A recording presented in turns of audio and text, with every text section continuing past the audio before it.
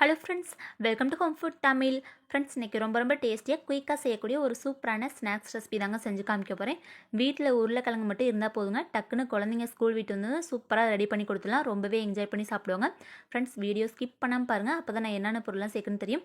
Friends, இது வரைக்கும் நம்ம சேனலில் தொடர்ந்து சப்ஸ்கிரைப் பண்ண எல்லா ஃப்ரெண்ட்ஸ்க்கும் ரொம்ப தேங்க்ஸ்ங்க. நம்ம சேனலில் புதுசாக பார்க்குறவங்க சப்ஸ்கிரைப் பண்ணிக்கோங்க. இப்போ இந்த டேஸ்டியான ஸ்நாக்ஸ் ரெசிபி பண்ணுறதுக்கு 3 உருளைக்கிழங்கு வந்து எடுத்துருக்கேங்க. இந்த உருளைக்கிழங்கு நல்லா கழுவிட்டு மேலே இருக்க அந்த தோலை வந்து கட் பண்ணி எடுத்துடலாங்க. இப்போ இந்த 3 உருளைக்கிழங்கு இதுமாரி நல்லா தோல் சீவி எடுத்தாச்சுங்க. தோல் சீவி எடுத்ததுமே உடனே இந்த உருளைக்கிழங்கு, அதாவது கலர் மாறாமல் இருக்கிறதுக்காக தண்ணிக்குள்ளே வந்து போட்டு வச்சிடலாங்க. இப்போ இந்த உருளைக்கிழங்கு பார்த்திங்கன்னா மேல் பகுதியும் கீழ் பகுதியும் கட் பண்ணிவிட்டு மெலிசா சிப்ஸ் மாதிரி வந்து கட் பண்ணி எடுக்காமல் இந்தமாரி கொஞ்சம் மொத்தமாக இருக்கிற மாதிரி கட் பண்ணி எடுத்துக்கலாங்க.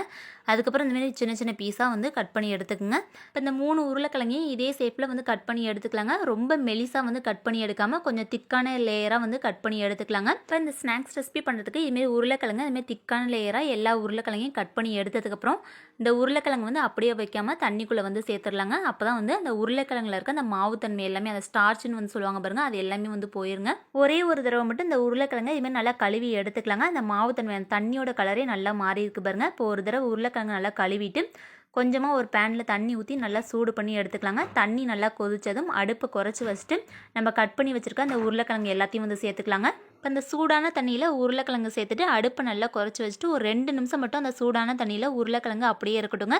அதுக்கு மேலே கொஞ்சம் அதிக நேரம் வந்து வச்சிட்டோம்னா உருளைக்கிழங்கு நல்லா வெந்து குழஞ்சி போயிடும். இந்த உருளைக்கிழங்கு நல்லா சின்ன சின்ன பீஸாக உடஞ்சி இல்லாட்டி குழஞ்சி போயிடுச்சுன்னா அந்தளவுக்கு பர்ஃபெக்டாக அந்த ஸ்நாக்ஸ் ரெசிபி வந்து வராதுங்க. இப்போ ஒரு 2 நிமிஷம் மட்டும் இந்த உருளைக்கிழங்கு சூடான தண்ணியில் வச்சுட்டு தண்ணி எதுவுமே இல்லாமல் நல்லா வடிச்சிட்டு ஜில் தண்ணியில் அந்த உருளைக்கிழங்கு வந்து சேர்த்துக்கலாங்க. ஜில் தண்ணி இல்லைன்னா அந்தமாரி ஐஸ் க்யூப் இருந்தால் அப்படியே அந்த தண்ணிக்குள்ளே வந்து போட்டு வச்சிங்கன்னா கொஞ்சம் நல்லா ஜில்லுன்னு இருக்கும். இந்த உருளைக்கிழங்கு அந்த ஜில் தண்ணியில் ஒரு 5 நிமிஷம் வந்து அப்படியே இருக்கட்டுங்க. அதுக்கப்புறம் தண்ணி எதுவுமே இல்லாமல் நல்லா வடிச்சிட்டு இந்தமாரி வெள்ளை துணியில் பார்த்திங்கன்னா அந்த உருளைக்கிழங்கு வந்து போட்டு ஈரம் இல்லாமல் நல்லா காய வச்சு எடுத்துக்கலாங்க. இப்போ இந்த உருளைக்கிழங்கை காய வைக்கும்போது வெயிலில் வந்து வைக்காதீங்க. வெயிலில் வச்சோம்னா சட்டுன்னு வந்து கலர் மாறிடும், வத்தல் மாதிரி நல்லா சுருங்கி போயிருங்க. அதனால் நிழல்லையே வச்சு காய வச்சு எடுங்க. ஃபேன் காற்றுல வச்சோம்னா ஒரு 5 நிமிஷத்துலேயே அந்த ஈரம் எல்லாமே நல்லா காஞ்சு போயிருங்க. இப்போ உருளைக்கிழங்குல இருக்க அந்த ஈரத்தன்மை எல்லாமே நல்லா காஞ்சதுக்கப்புறம் ஒரு பவுலுக்கு வந்து இந்த உருளைக்கிழங்கு எல்லாத்தையும் சேர்த்துட்டு ஒரு 3 ஸ்பூன் அளவுக்கு கார்ன்ஃப்ளவர் மாவு வந்து சேர்த்துக்கலாங்க. அந்த ஸ்நாக்ஸ் ரெசிபி பண்ணுறதுக்கு கார்ன்ஃப்ளவர் மாவு வந்து ரொம்ப நிறையா வந்து சேர்க்கக்கூடாதுங்க. கொஞ்சமாக சின்ன ஸ்பூனில் ஒரு 3 ஸ்பூன் அளவுக்கு சேர்த்துட்டு இந்தமாரி நல்லா மிக்ஸ் பண்ணி எடுத்துக்கலாங்க. அந்த மேல் கோட்டிங்காக மட்டும்தான் அந்த கார்ன்ஃப்ளவர் மாவு வந்து சேர்க்குறோம். அப்போ தான் நல்லா கிறிஸ்பியாக கடைகளில் கிடைக்கக்கூடிய டேஸ்ட்டில் வந்து கிடைக்கும். அந்த உருளைக்கிழங்கு கார்ன்ஃப்ளவர் மாவு போட்டு நல்லா மிக்ஸ் பண்ணி எடுத்ததுக்கப்புறம் கொஞ்சமாக அந்த உருளைக்கிழங்கை பொரிக்கிற அளவுக்கு எண்ணெய் ஊற்றி எண்ணெய் நல்லா சூடானதும் அடுப்பை குறைச்சி வச்சிடலாங்க. அடுப்பு ஹை ஃப்ளேமில் இருந்ததுன்னா சட்டுன்னு அந்த உருளைக்கிழங்கு எல்லாமே கலர் மாறிடும். ஆனால் சாப்பிடும்போது சவுக்குன்னு இருக்கிற மாதிரி இருக்கும்.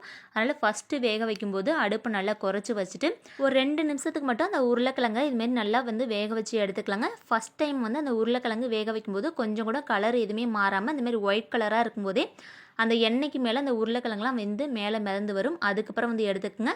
ஹை ஃப்ளேமில் வச்சுன்னா சட்டுன்னு வந்து கலர் வந்து மாறிடுங்க, சிப்ஸ் மாதிரி. மீடியம் ஃப்ளேமில் வச்சா தான் இந்தளவுக்கு நல்லா ஒயிட்டாக கிடைக்கும். அந்த உருளைக்கிழங்கு எல்லாமே ஒரு 2 நிமிஷம் நல்லா வெந்து எண்ணெய்க்கு மேலே இந்தமாரி நல்லா மிதந்து வரணும். அதுக்கப்புறம் எடுத்து ஒரு பிளேட்டில் போட்டு ஆற வச்சு எடுத்துக்கலாங்க.